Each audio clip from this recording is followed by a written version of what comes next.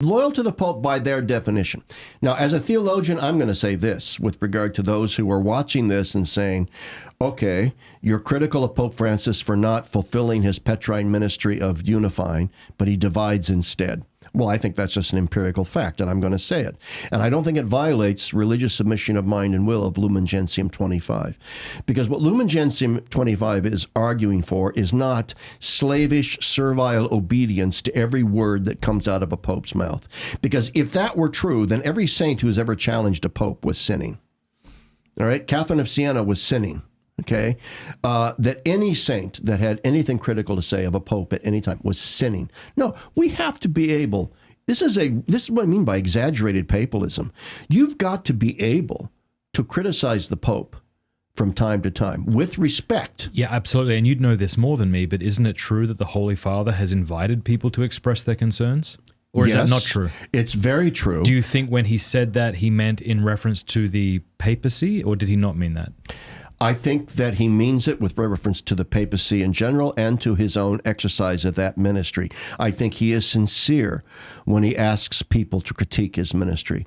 However, I think that he's not consistent in that sincerity because he's human. Let's put it this way. I don't think Pope Francis is a saintly person. I think he has like garden variety vices like I have.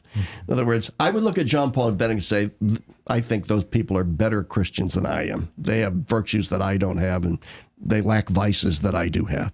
I look at Pope Francis, and I think, there's a part of me that sympathizes with him because he seems like me. Right? And so when people criticize him, he said, I invite criticism. He bristles at it. He doesn't like to be criticized.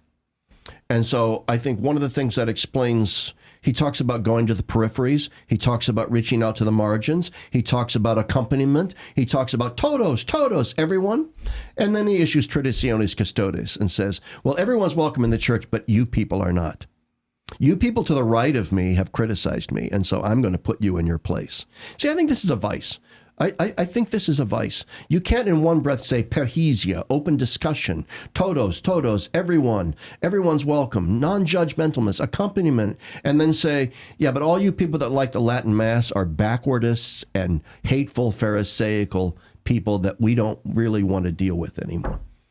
And that's that's hypocrisy. And I don't care if people want to call me out for saying that I think the Pope is a hypocrite in these matters, because I think that's the truth. I think he is.